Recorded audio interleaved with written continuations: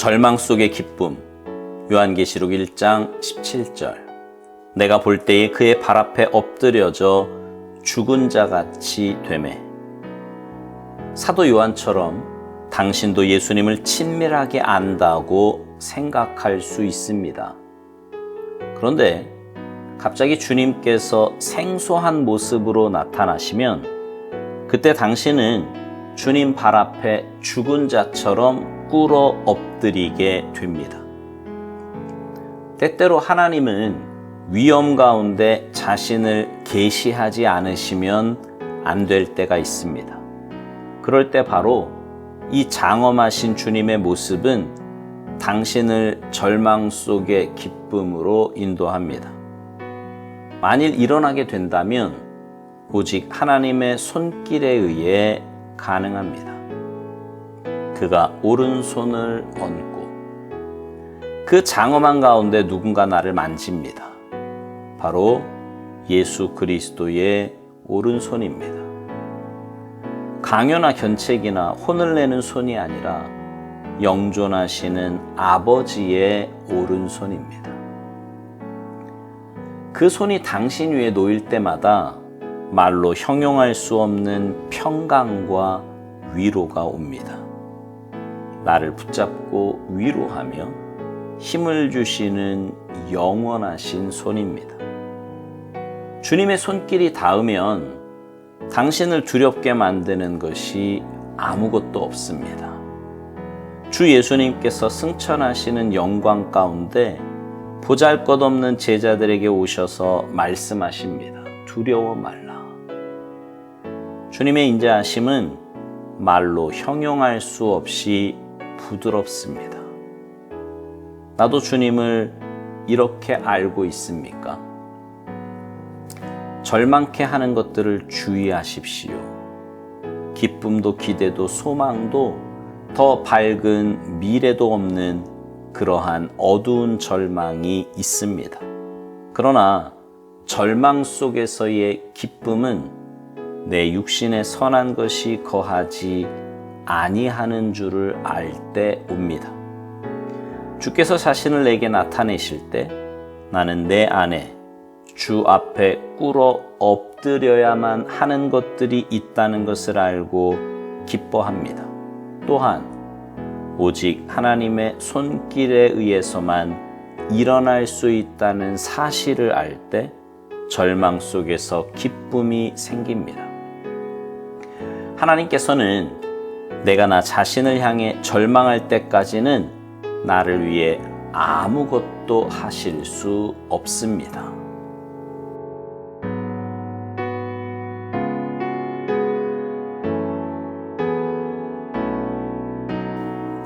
복음서에 보면은요, 예수님의 제자 가운데 특별히 예수님의 사랑을 받은 제자가 있습니다. 바로 요한이죠.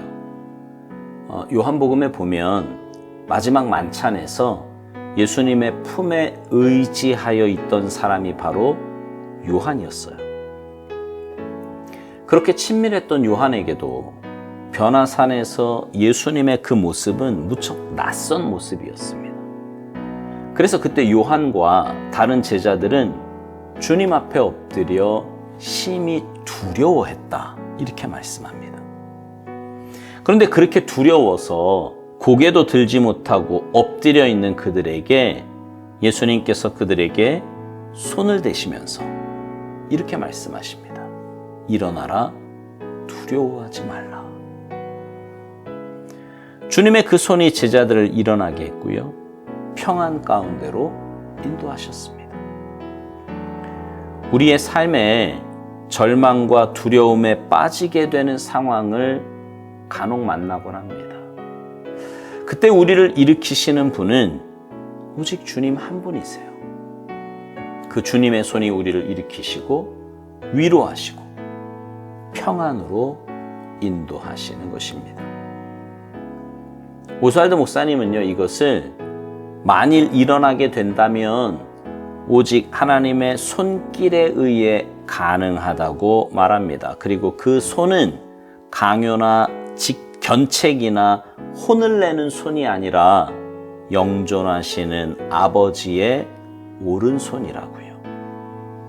그리고 그 손이 우리 위에 놓일 때마다 말로 형용할 수 없는 평강과 위로가 온다는 것입니다. 저는 어릴 때요, 종종 친척 집에 가서 몇 달씩 있곤 했습니다.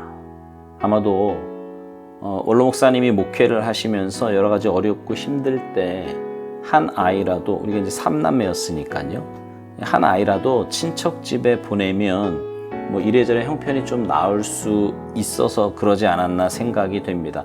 근데 뭐 어쨌거나 부모로부터 떨어진 저는 이제 분리불안이 좀 있었던 것 같아요. 아무래도 어렸을 때 부모님에게서 떨어지니까 뭐 그럴 수 있었겠죠. 그러니 잠을 잘 때면 늘 할머니 옆에서 자려고 했고요. 지금도 기억나는 것이 그 할머니의 손을 이렇게 꼭 잡고 잠에 들곤 했습니다. 그러면 할머니가 웃으시면서 그러시는 거죠. 할머니 어디 도망 안 간다고, 걱정 말고 자라고, 이렇게 말씀을 해주셨어요. 어린 아이에게 부모의 손은 평안 그 자체입니다. 특별히 엄마의 손만 붙잡고 있다면 어린 아이는요, 두려울 게 아무것도 없어요. 이건 영적으로도 그렇습니다. 어린아이와 같은 우리는 하나님의 손길이 필요합니다. 절대적으로 필요하지요.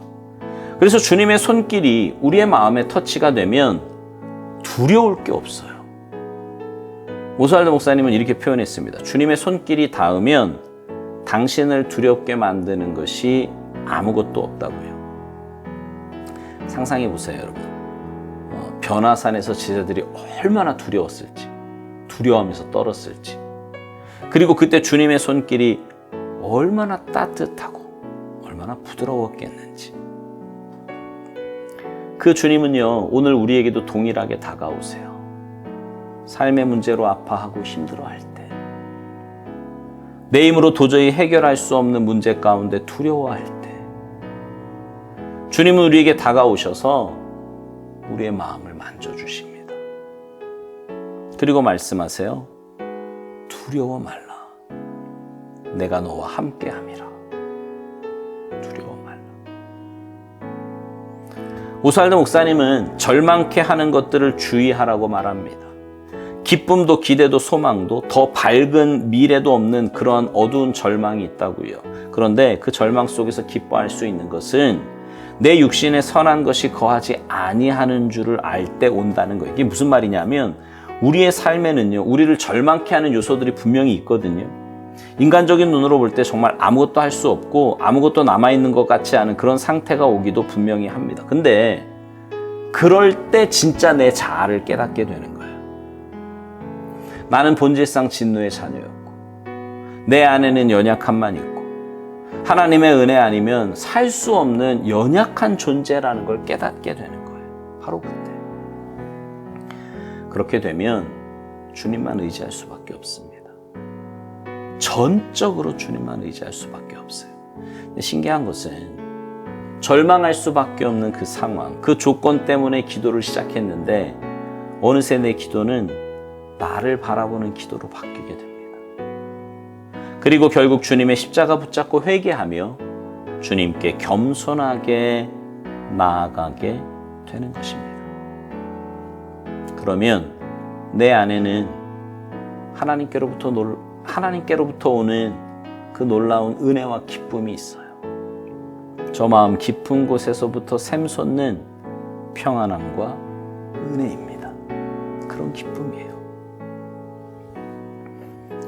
오스왈드 목사님이 묵상 마지막에서 이런 말을 하지요. 하나님께서는 내가 나 자신을 향해 절망할 때까지는 나를 위해 아무것도 하실 수 없다고요.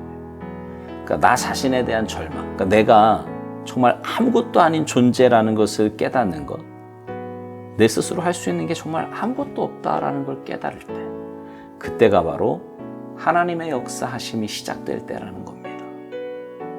내가 죽어야 하나님이 사시는 거예요. 바라기는 여러분의 진짜 모습을 볼 수 있기를 바라요. 십자가 앞에서 내 모습을 깨닫게 해달라고 기도하시기 바랍니다.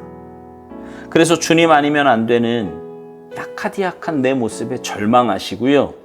그 절망의 마음으로 주님 앞에 나아가시고 겸손하게 주님의 은혜를 구하셔서 주님의 만져주심과 위로하심 가운데 참된 평안함과 기쁨을 누리며 사시기를 주님의 이름으로 축복합니다. 아멘.